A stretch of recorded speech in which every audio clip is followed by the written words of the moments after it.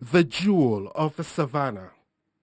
With abundant human and natural resources and its central location in northeast Nigeria, where it is flanked by Adamawa, Borno, Yobe and Bauchi states, Gombe state could not have been better described than a jewel in the savannah. This description has become even more apt after almost 4 years of the Ibrahim Hassan Nkwambo administration. Created in October 1996 by the General Sani Abacha military government, Gombe State, with a population of 1.8 million people, has had 5 successive administrations, but the people have only truly begun to enjoy the dividends of good governance with the advent of Governor Ibrahim Hassan Nkwambo. From the inception of his administration, Governor Nkwambo left no one in doubt that he was determined to turn the rural state with a largely agrarian population into a modern one with first-class infrastructure and an economy driven by knowledge and productivity. In the last 3 years and a few months, His Excellency's programs and projects are largely based on what people of Gombe State want. Because at the inception of his administration, he set up about 11 to 12 committees to advise on what the people would want and how the Gombe State should look like. And invite all the sectors, starting from labor to constructions to employment to everything. He has taken very bold and unusual steps to ensure that Gombe State succeeds and moves forward. The Gombe State government, which come under the leadership of His Excellency Alhaji Ibrahim Hassan Nkwambo on the 29th May 2011, what he initially started was to set up a committee of 12 sectors to come out with the programs and plan of action for the government. These programs and plan of action for the government is not only to hinge on his administration, but to have a blueprint that will guide the transformation of the Gombe State in the next 30, 40, 50 years to come. Despite its location in northeast Nigeria at a time of unprecedented security challenges, Gombe, with its multi-ethnic population, has remained peaceful and safe, and this is not by accident.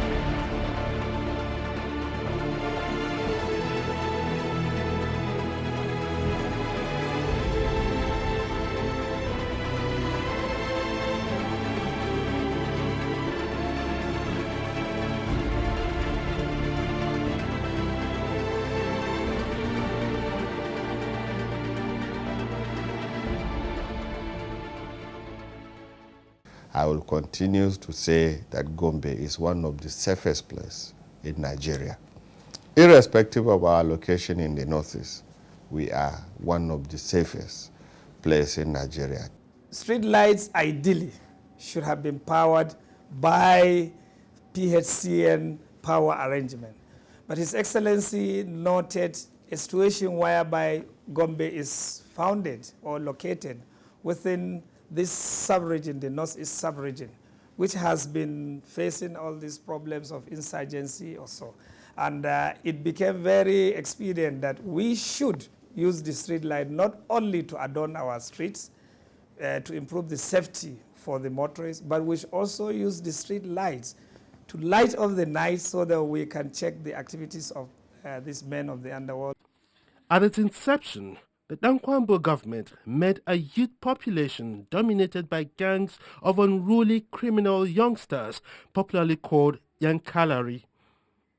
It immediately set to work by carefully calibrating educational and youth empowerment programs to rid the society of the menace and also set it on the path of development. The issue of our youth in the past, let me give you the background. This our meeting with you here would not have been possible in the past. You will see talks, political talks. They don't care whether you are from AIT, CNN, or I'm a commissioner, or somebody is a director. They will come here, they will dismantle and destabilize this office. That was the orientation. So to change that orientation, His Excellency made declaration there and then that he cannot condone that attitude of the past of our youth of Gombe State in an attempt to chart a course for our youth. With a multi-pronged approach of employment, skill acquisition and startup loans for budding entrepreneurs, it was easy to turn the otherwise thuggish youths into change agents. We had the Talba Youth Reorientation Program, and most of these troublemakers were brought in, trained at Malan City, some of them at just Shere Hills. And you can see them for yourself. You can see them in uniform, proudly wearing the uniform, and effectively engage in society. Those people who, before now, were seen as miscreants, nobody wants to identify with them. Now they have been brought into society and they are contributing effectively. For the Nkwambu administration, education is much more than the number one priority. Education is the pivot of human development. But surprisingly, when we came, it coincided with a time that the result of school living certificates was released. And the outcome was not impressive at all. And when we look at the situation too around us, especially the youth restiveness and related crime associated at those times, we could easily relate them to the outcome of what we had in our hand, that is the school living certificate. Enrollment was very low. School going to, of course, since the pass rate was low, people going to schools more than primary school. Secondary school was also very low. The professionals too that were supposed to man certain key areas were lacking: teachers, doctors, engineers. Other professionals were lacking. And we know we have, or we are heading towards trouble if appropriate measure was not put in place. To solve this problem, the government has remodeled and expanded primary and secondary schools while also building new ones, provided functional libraries, well-equipped laboratories, purchased and distributed textbooks while employing and training more teachers. Because they were engaged in the Yankala syndrome, political thuggery, as a means of easy living. So there's that consign to change, to alter, to bring a new lease of life, to bring new hope, new direction, new focus to our youth, to make them understand that they can become human beings. They are human and they can become better persons in the society. They can be beneficial to themselves and humanity in general. What we saw there is that initially when he came, he met our classrooms highly congested. You will find a class of 180, 130, 104 in one classroom. So what would be the population of the whole school? Sometimes in some schools you find the population of 3,000 plus housed within one compound. His Excellency decided that there should be only 40 students per class. Which is the right standard. And there should be only 1,000 students per boarding school and 1,500 students per day school. And each arm of the senior school, particularly for science secondary school, should have separate laboratories for biology, chemistry, and physics. Little by little, we are improving first on the infrastructure. As the infrastructure goes, you find all the schools are full. All the schools that have been renovated, have been put in place, are full. The enrollment is at the fullest. We have a school that has up to 4,000 to 5,000 pupils in one school.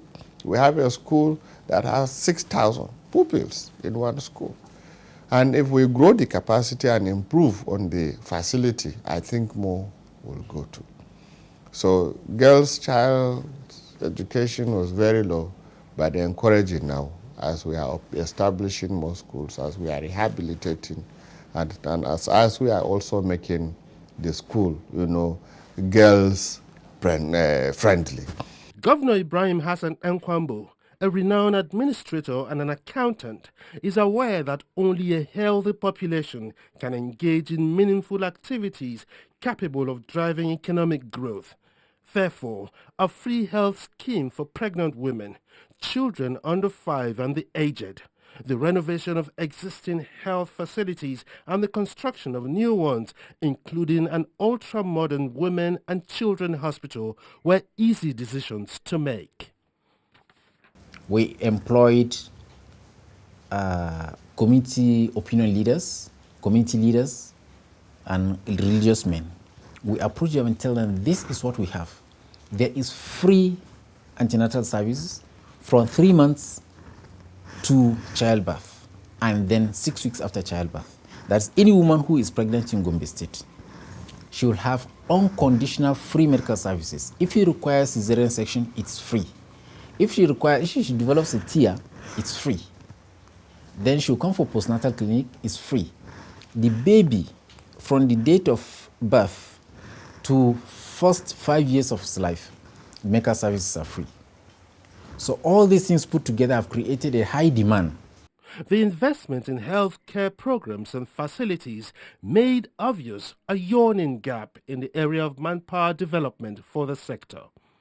His Excellency is advising us from time to time and is coming to the hospitals to make sure that we provide free service for these people. So somebody who would have been begging, or a lady, for instance, who has been blind from age 5 until she's age 17, was operated upon last week, and she was able to see, so she started screaming, I can see stones, I can see stones. So we've improved on her life. For the next 75 years she's going to live. Hopefully she will survive 100 years. Apart from the physical infrastructure, massive investments were also made in the provision of critical health facilities like ambulances for accident and emergency services. If there's any accident there, they assist move the patients from the accident site to the catchment hospital. So they don't exceed a particular hospital. Then it's from that hospital, the normal ambulance will move the patient from that hospital to the next hospital. Now, these specialized ambulances, we call them clinomobiles, they are equipped with GSMs that are toll-free. The effects of these investments are already showing in the regular eye surgeries and treatment for vesicovaginal fistula (VVF), as well as snake bites. Also, the activities of an HIV and AIDS committee, personally chaired by Governor Nkwambo, has made Gombe State a shining example in the HIV/AIDS management and awareness campaign. Gombe State is the only state, the first state in the country that has conducted successfully HIV/AIDS appraisal, and we've published the result. The people of Gombe State are mainly farmers, producing food and cash crops, including tree crops, cereals, legumes, fruits and vegetables. To encourage food and cash crop production, the government provides tractors, assorted fertilizers and improved seedlings. It also provides veterinary services for farmers. Agriculture was on the committees, and I was a member of the committee. We diagnosed at that time the basic problems bedeviling agriculture in Gombe State and the gaps that existed. So the gaps we found out were, one, in terms of crop production, there were no available land preparation machineries. They were virtually absent. As soon as the governor came into office, he procured immediately 35 new tractors. He refurbished 25 new ones, 25 old ones, and then just last year he procured 200 new ones just to improve that sector. One of the innovations of the Nkwambo government to increase agricultural yields is dry season farming. Today, Gombe can boast of what is easily the largest grain market in West Africa. Well, Gombe for a time immemorial has been one of the areas, particularly in the north, 3 areas where the ADP has identified as a food basket of Nigeria and has invested a lot in making sure that we derive the maximum output in terms of agriculture from Gombe State. A lot of investment has been done by World Bank. A lot of investment too was done by other agencies, to promote agriculture. And to date, what we have done is to harness all these investments in terms of getting them function in a coordinated manner. What maybe little we have added is dry season farming. But collectively, from all those investments and the investments we are doing in dry season farming, distribution of seeds and all those kind of incentives that we give to farmers, is to make Gombe food sufficient state. To make agriculture an attractive and productive venture, the government had to embark on massive infrastructure development in the rural and urban areas, including rural electrification and water supply. But by far, the most critical achievement of the Nkwambu administration is the opening up of the rural areas through the construction of a network of roads linking the length and breadth of the state. At the last count, the administration had constructed 640 kilometers of quality roads. Within Gombe Township, we are constructing more than 55 if a road means from one point to the next. So we have about more than 55 within Gombe Township. We have more than 3 to 4 roads in the various local government townships. But they will appear as maybe Kumo Township in Akko local government, maybe Bajoga Township in Funaka local government, and like that. So we have this, which have been constructed and completed, or some works going on. The roads we are talking about are interregional link roads. That is our link roads between communities and settlements. So other than the first 3 that you have mentioned, I can tell you about Bajoga Ashakagari. Yes. I can tell you about Akko, Bula, Abuja, Kwami, Kwamfulate to Kwami. I can tell you about Ture, Sabonlai Awak, to Dogorwa, yes, which has graciously been approved for extension to Gelengu. This road is supposed to link about 3 local governments. And at the end of the day, we'll have been linking a federal highway on one side, Gombe-Yola Road, and a road which we so dearly hold to our mind, a road we are constructing from Kanawa, Deba, Jagali to Joro Gotel. It's an interstate road, which should have been left for the federal government to construct. 55 kilometers of a federal Ministry of Works standard road. If you look at the network of roads, were well designed, and that what we did also when we came was to specifically plan for rural roads, for urban roads, and classify our settlements into the 2, rural and urban, and also make specifications for any infrastructural development to specification. For instance, if we are building any road in Gombe, it must be specified. It must be dark. There will be sand, stone base. There will be a formation. Then there will be a layer of first layer of coal tar and 4 centimeters layer of asphalt. This is the standard. And the drainage must drain on left and on the right. With these roads, movement of farm produce to the market has become easy. To make commuting even easier and more comfortable, the government established a transport scheme in which motorcycles and tricycles are provided for youth empowerment and employment generation, as well as an inter- and intra-city transportation system. His Excellency, when he came on board, he want to make sure that the Gombe Transport Service that is in operation is an outfit of the state government. He ensure that all our vehicles, all our fleet on the road are up to date. He don't believe in the process whereby a vehicle will spend over 2 years on road. He said, no, that will not continue. A maximum number of years a vehicle will spend on road is 2 years. If the vehicle spent 2 years, this vehicle will be parked. Then we buy another one. That is exactly what he's doing. The government is also building a central motor park in Gombe. The project is building in 22 acres of land.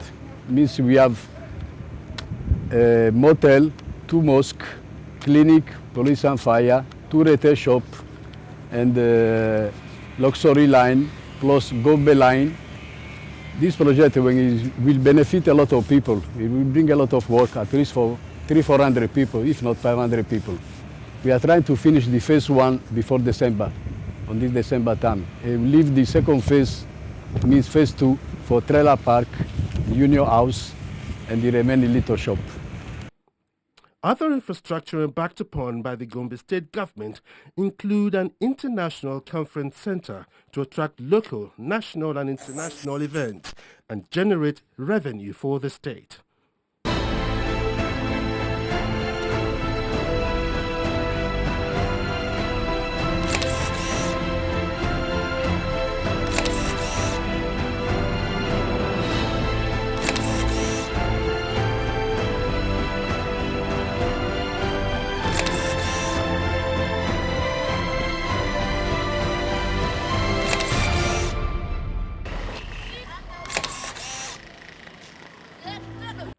Gombe State has 11 local government areas, and all of them have been equally touched by the development efforts of the Nkwambo government.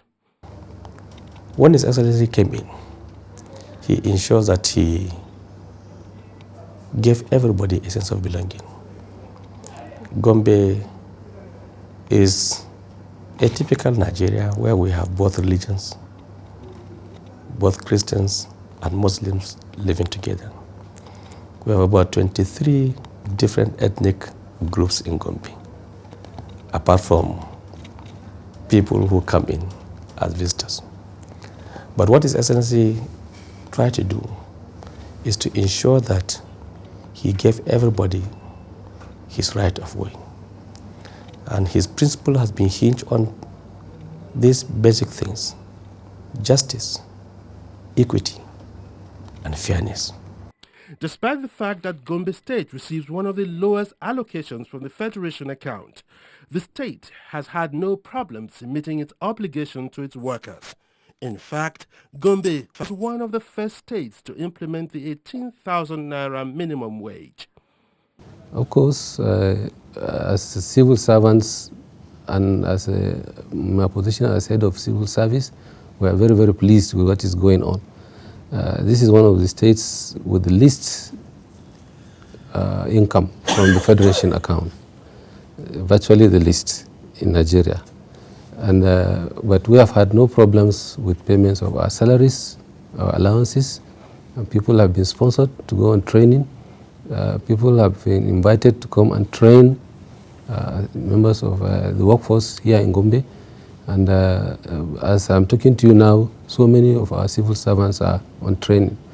Once you have the satisfaction of mind in whichever profession you do, that is the dignifying thing in your labor that you put from morning till night.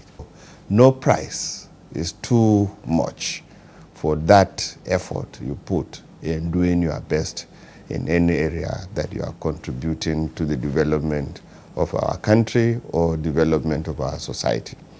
And that was why when it was agreed that minimum wage was raised maybe to 18,000. But also really when you look at 18,000, look at the situation of our country. What will 18,000 do?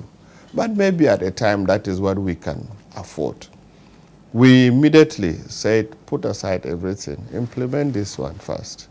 The governor understands that only a well-trained and highly motivated workforce can contribute meaningfully to the realization of his dream of making Gombe a haven for agro-based industries and tourism destination of the Northeast. In less than 4 years, the Dankwambo administration has succeeded in addressing the rot of the past and making critical decisions to bequeath to the coming generation a stronger economy and a Gombe state that is truly a glittering jewel in the savannah. Gombe is well on the way to achieving this, and even the World Bank knows that much. Gombe, from the World Bank report, has received an award of ease of doing business. So all variables of doing business in Gombe have been adjudged by the World Bank, and Gombe has been rated one of the top 3 states of ease of doing business in Nigeria.